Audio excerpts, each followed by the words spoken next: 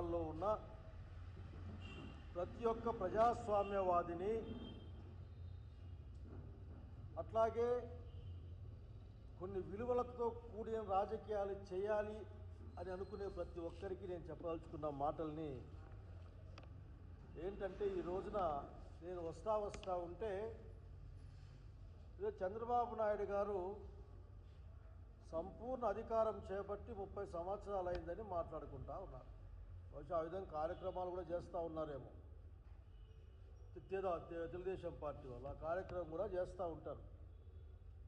పైగా అట్లాగే ఎన్టీఆర్ భరోసా పెన్షన్లు పెంచుతున్నామని కూడా ఇక్కడ పేపర్లో ఫోటోలు, టీవీల్లో బొమ్మలు కనిపిస్తూ ఉన్నాయి. అయ్యా, తెలుగుదేశం పార్టీలోనూ అట్లాగే ఈ రాష్ట్రంలో ఉన్న నందమూరి తారక రామారావు గారు సీనియర్, వారి అభిమానులంతా ఒక్కసారి గుండెల మీద చేసుకుని ఆలోచించమని చెప్తా ఉన్నారు. రాజకీయంగా ఉన్నవాళ్ళు, రాజకీయేతరులు కానీ 30 సంవత్సరాల క్రితం ఇదే రోజుల్లో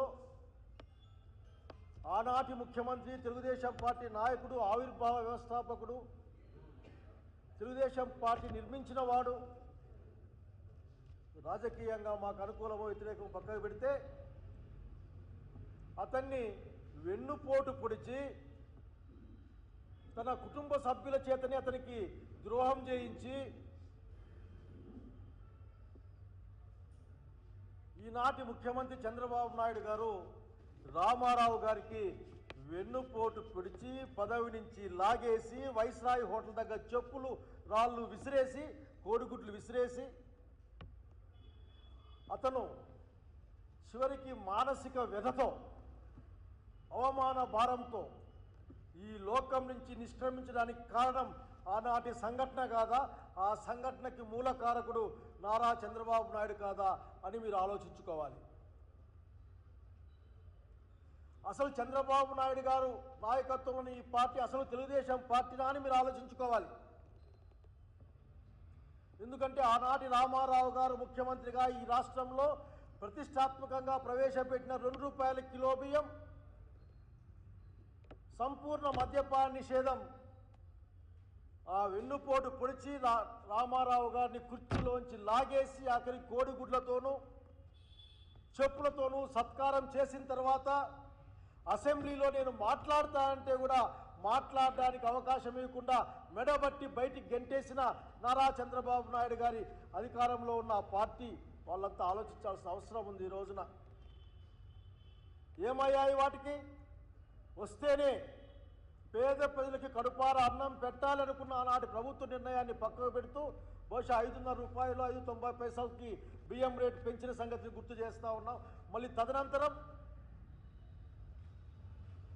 రాజశేఖర రెడ్డి గారి రెజిమ్ వచ్చిన తర్వాత అన్ని పునరుద్ధరించాం. అదే కొనసాగింపుగా కనీసం ₹1 బియ్యం అని కూడా దగ్గర తెచ్చిన కార్యక్రమాన్ని చూస్తూ ఉన్నాం. కానీ రామారావు పేరు చెప్పుకున్న చంద్రబాబు నాయుడు మీ పార్టీ నాయకునికి, మీ పార్టీ యొక్క సృష్టికర్తకు మోసం చేసి, ద్రోహం చేసి, వెన్నుపోటు పొడిచిన తర్వాత అతని పథకాన్ని లేకుండా చేసే సంగతి మీకు గుర్తుకుందా అని అడుగుతా ఉన్నా నేను.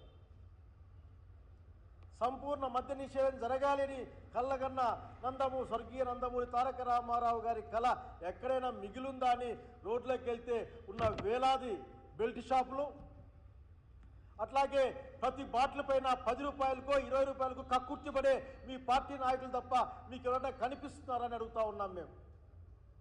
కనుక ఈనాడు మీరు రాజకీయంగా లాభం కాబట్టి, రాజకీయంగా బతకలేరు కాబట్టి కేవలం రామారావు గారిని కరివేపాకులా వాడుకుంటున్నారన్న విషయాన్ని మీరు ఆలోచించారని అడుగుతా ఉన్నాం.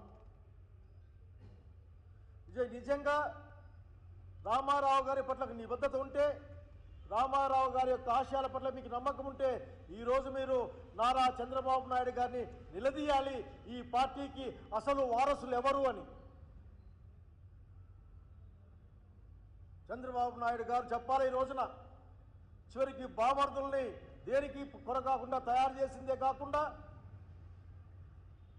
జూనియర్ ఎన్టీఆర్ రామారావు ఫ్యామిలీ నుంచి బయటకు వస్తే అతన్ని బదనాం చేసే కార్యక్రమాన్ని మీరు చూస్తూ ఎట్లా సహిస్తున్నారో కూడా మాకు అర్థం కావడంలే. అసలు వెన్నుపోటు రాజకీయాలకే ఈ రాష్ట్రంలో ఆద్యుడుగాను, బ్రాండ్ అంబాసిడర్ గాను చలామణి అయినా ఇప్పటికీ పిలువబడుతున్న మీ నాయకుడిగా చలామణి అయ్యే ఈ రోజున్న తెలుగుదేశం పార్టీ నాయకుడిగా చలామణి అవుతున్న చంద్రబాబు నాయుడు గారికి ఏదైనా అర్హత ఉందా అని అడుగుతా ఉన్నాం. ఇప్పటికైనా కట్టి పెట్టమని చెప్తా ఉన్నాం. ఎప్పుడు చూసినా ఏదో ఒక డ్రామా, లేకుంటే వంచన, వెన్నుపోటు, లేకుంటే దోపిడీకి రకరకాలుగా మార్గాలు వెతుకోవడం తప్ప ఏదైనా ఈ తెలుగుదేశం పార్టీ నాయకత్వంలో ఈ రాష్ట్రానికి ఒరిగిందా అని ప్రశ్నిస్తా ఉన్నాం.